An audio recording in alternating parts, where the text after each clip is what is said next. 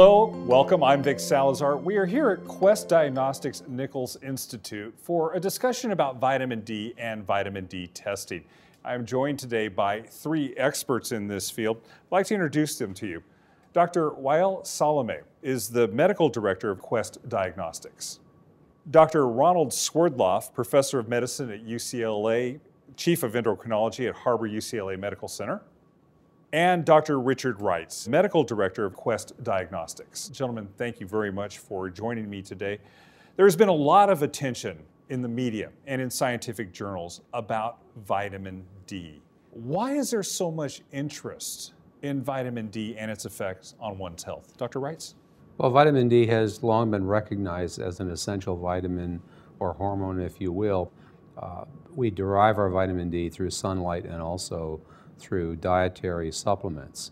What has become widely known recently has been the fact that the amount of vitamin D that we have in our body through either of those two sources is really insufficient. Now we understand that this is most likely the most common deficiency state in the world.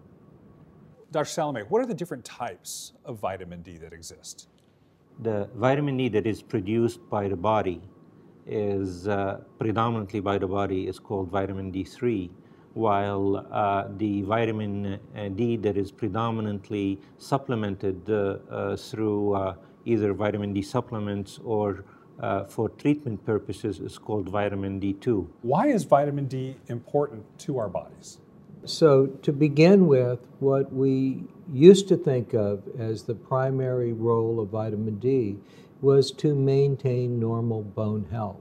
And if the values of vitamin D were low, that you had a much increased risk of having osteoporosis or having something that was called osteomalacia, and those are weak bone states.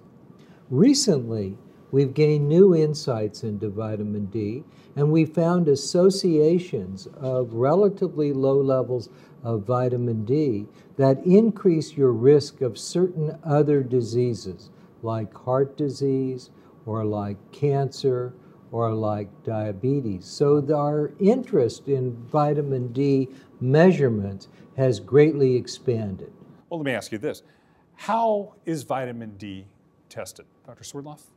Well, vitamin D is measured in blood samples that come from the patient and are collected by the physician or laboratory and sent to an analytical laboratory to measure the amount of that particular vitamin in the blood. Based on the testing results, what would be the therapy that a doctor could prescribe? There are two kinds of doses that are used of vitamin D medication. One is what we would call a supplementary dose, and that's what's given to prevent disease or deficiency.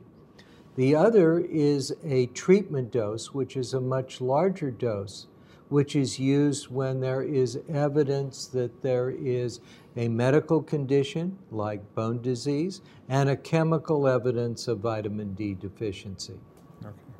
The average person that we assume are normal, healthy people walking around may in fact have low levels of the vitamin. The target level may be mildly low or it may be significantly low. And in the cases where somebody has very low levels of vitamin D, the physician most likely is going to intervene with pharmacologic treatment over a period of time to bring those levels back up to normal, as opposed to taking increased amounts of dietary supplements. Well, it's my understanding that there are different tests for vitamin D. Can you clarify what those tests are? Sure. There are two commonly used tests.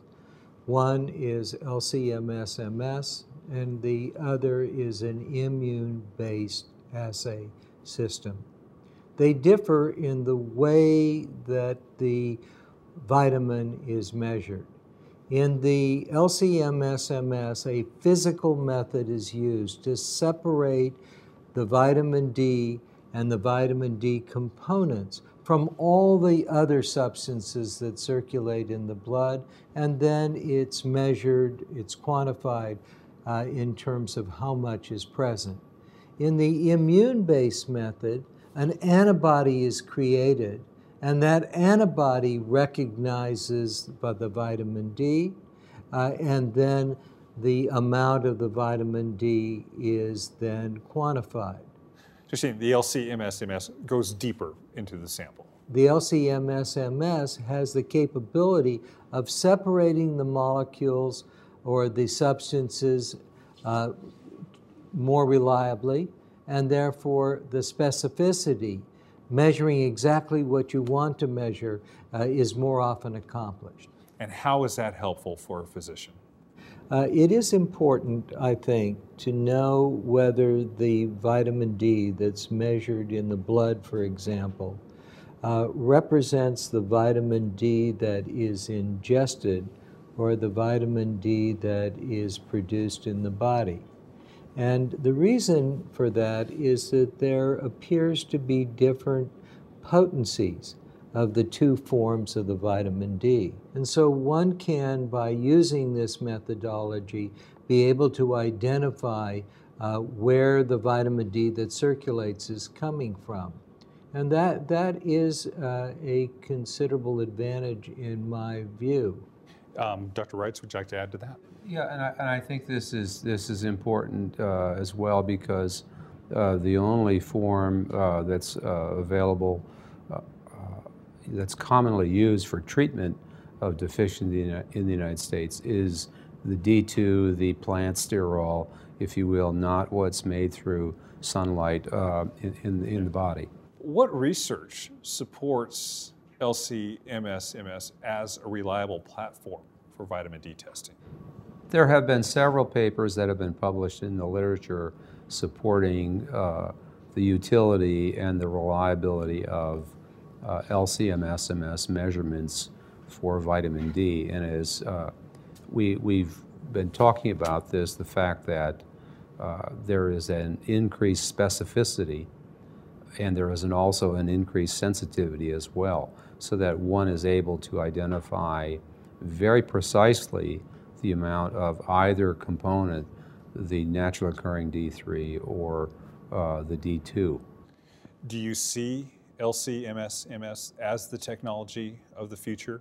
Yes, I do. And I think the specificity of this methodology and its ability to analyze multiple samples in a short period of time with with very good accuracy and very good sensitivity is going to herald a new era in laboratory testing. Gentlemen, this discussion has been educational, it's been enlightening. Thank you very much for your time, and thank you very much for your interest. I'm Vic Salazar. Thank you for joining us.